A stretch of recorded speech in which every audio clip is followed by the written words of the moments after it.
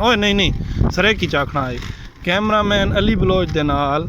देसी चाइनीज़ खफे चाय हुण इत्थों स्टार्ट करो रेस दियो। सलामुन अलैकुम। मैं ना चैनल ठीक गिद्दा मोटरसाइकिल निकी तेरी स्कूटरी है मैं नहीं था थोड़ी नहीं एक्सप्लेनेशन है ना ए बगैर मोटर इंदे चलाने वाले पेट्रोल दे ए इंदा इत्था है स्विच ये पहले थारे कोल न चल सी इंदा इत्थू ए बटन दबासो ना तवाती इंदा लॉक खुल वैसी है मैं बटन दबाए ये लॉक खुल गई है इंदे बई कश है कोनी बस ए अगू ही लाइट निक्कियां डेडियां टैरनियां ए है इंदी अगली ब्रेक ए है पिछली ब्रेक ते ए है पिछली ब्रेक ए है अगली ब्रेक ते इंदा हिक ए है बॉक्स पिछों इंदे विच अगर तुसा कोई समान घटना होवे ना तो वो इत्थों बंदा है इंसान इको इन करके खोलो तो बस एक खुल गया इंदे विच ए चार्जर है मैं चार्जर इत्थों को दिखा देना ये आम बिजली ते चार्ज थी तकरीबन घंटे दे अंदर अंदर चार्ज थी वेंदा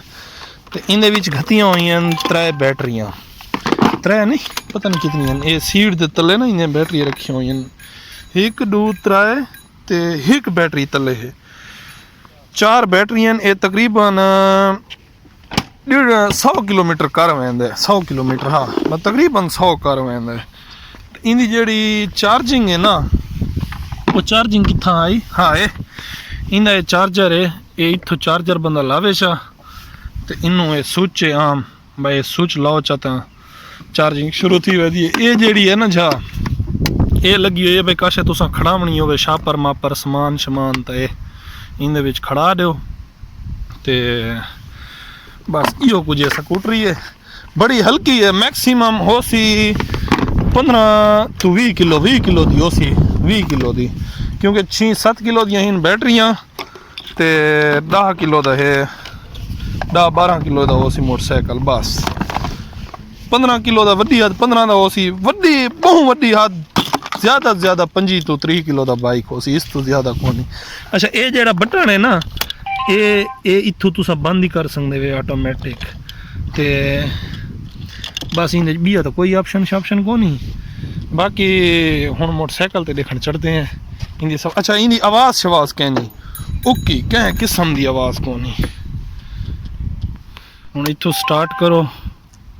स्टार्ट करने तो बाद ये बटन दबाओ तो बस सिंपल तुसा इको रेस दो तो ये टॉप सी बस इंदा बिया कोई हो कोनी। वाह सारी university VIP cameraman Ali Baloch के साथ देसी चाइनीज़ खफे चैन ओए नहीं नहीं सरे की चाखना है कैमरामैन अली बलोच दे नाल देसी चाइनीज़ खफे चाइना एक लोग पास थे ग्रेजुएट उन्होंने किते लगे खड़े सामने ये साडा फुटबॉल ग्राउंड उतना फुटबॉल को कुटण वास्ते ग्राउंड बनाए बड़ा VIP कदाई उनकी भी वीडियो बनाए सा इंशाल्लाह। ज़ाइचियन बाय बाय मोटरसाइकिल इतना खत्म।